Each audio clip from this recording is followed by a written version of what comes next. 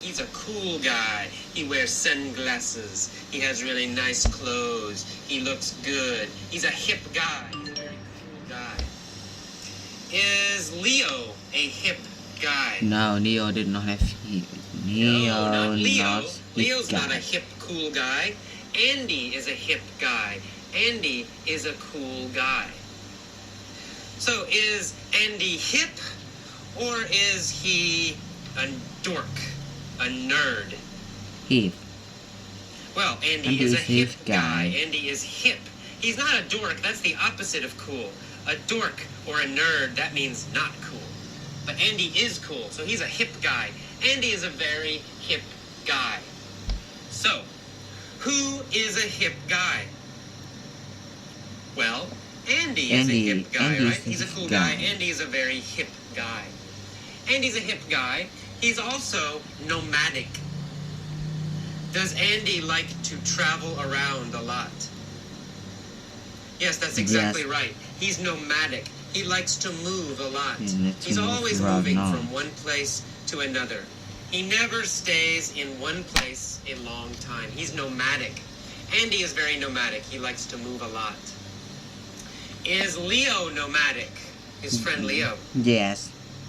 Well, yeah, maybe. I think Leo probably is also nomadic, right? Leo is traveling around a lot. He goes to Iraq. So Leo is also nomadic. He also likes to move a lot. He likes to move around. Are Bedouins nomadic? Maybe. Yeah, that's right. Remember in the vocabulary lesson, Bedouins, they're people in Arabia. They are nomadic. They move around a lot. They don't stay in one place. They're always moving. They are nomadic. So Andy is a hip guy. He's a cool guy. And he's nomadic. He likes to move a lot. He can never stay in one place. He loves to roam from country to country and place to place. Does he like to travel? Does he plan his travel a lot? Plan it carefully? No. No. He does not plan his traveling carefully. He likes to roam. It means he likes to travel without a plan. One day he thinks, I want to go to Mexico. So he goes to Mexico. And the next month he thinks, I want to go to Europe. So he goes to Europe. He's roaming. There's no plan, right? He doesn't have a definite plan. He's roaming. He likes to roam from country to country. Who loves to roam from country to country? Well, Andy likes to roam from country to country. Why does he like to roam? Andy. Well, he likes to roam because he he's likes nomadic. to roam because he's a nomadic person. So he likes to roam, he likes to travel without a plan from place to place. He's always roaming the world, traveling the world. But every summer, he always stays in San Francisco. So the rest of the year, he's traveling, but in the summer, he always stays in San Francisco. When he's in the city, his favorite hangout is Cafe Trieste. Is Cafe Trieste his favorite place to meet people? Yes, that's right. Cafe Trieste is his favorite place to meet people. Is Cafe Trieste his favorite place to stay and relax? Yes, that's right. It's his favorite hangout. It's his favorite hangout, his favorite place to stay and relax and rest and meet people. It's his favorite hangout. Where is his favorite hangout? His favorite hangout is Cafe Trieste in San Francisco. Is his favorite hangout very old? An old place? That's right, yes. It's a venerable place. Yes. He likes to hang out. His favorite hangout is the venerable Cafe Trieste. Is Cafe Trieste very, very, very old? Yes, that's right. It's venerable. It's extremely old, very old. It's the venerable Cafe Trieste. It's the very, very old Cafe Trieste. Is San Francisco a venerable city? Well, maybe. Yes and no. For America, it is a venerable city. It's an old city in America. But in the world, maybe people think, oh, it's not so old, right? It's not very old. cities in Europe, cities in Asia are much older. But in America, we think, oh, San Francisco is a venerable city, a very old city. And Cafe Trieste is a venerable cafe. It's an old cafe. And the cafe used to be the center where San Francisco's famous writers hung out. Did famous writers meet at Cafe Trieste? Yes, they did. They hung out at Cafe Trieste. This is the past tense, using it as a verb. They hung out at Cafe Trieste. They met at Cafe Trieste. They stayed and relaxed at Cafe Trieste. They hung out at Cafe Trieste in the past. In the past, San Francisco's famous writers hung out at Cafe Trieste. Cafe Trieste was the epicenter of the San Francisco arts movement.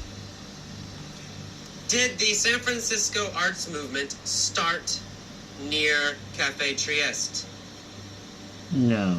Yes, it did. That's yes, right. It did. That was the center. That was the most center. important That was place for the arts movement, the arts group. Center.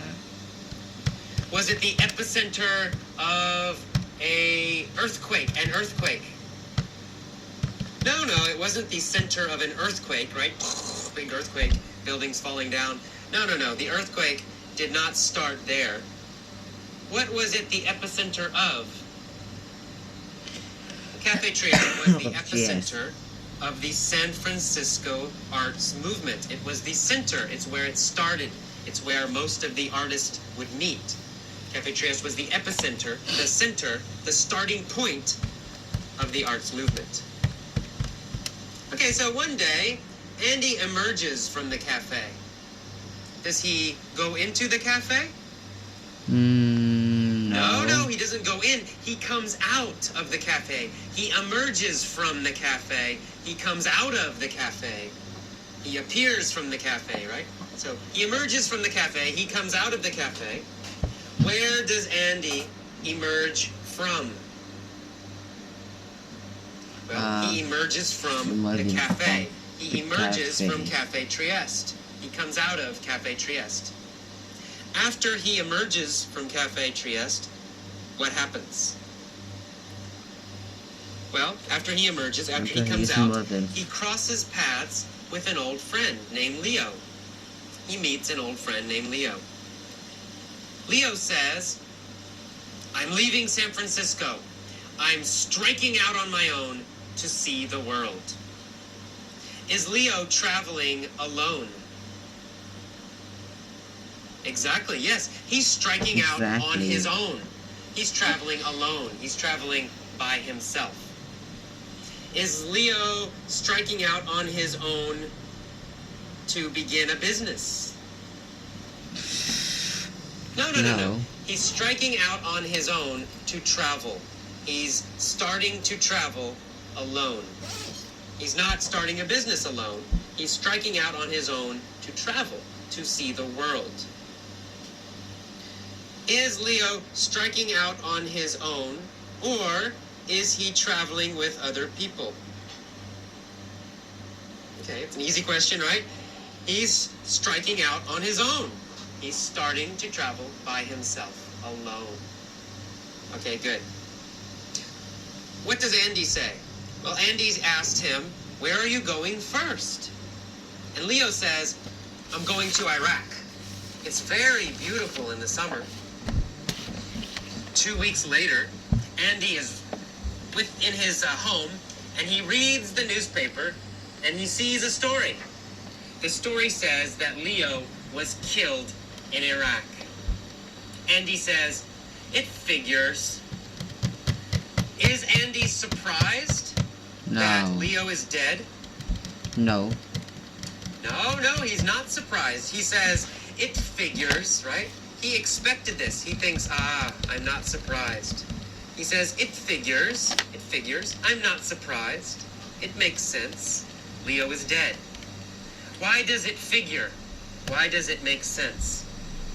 Well, because Iraq is very dangerous, right? So it's not surprising he got killed in Iraq. It figures. It's not surprising. So Andy says, it figures. And then he says, Iraq is a very dangerous and insecure place. What an idiot. Is Iraq a safe place? A secure place? No, it's the No. opposite. It's a very insecure place. It's not safe. It's insecure. Does Iraq change a lot? Do a lot of things change very quickly in Iraq?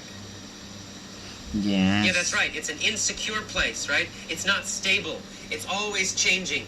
Different things, different bad things happening all the time. It's insecure. It's not safe.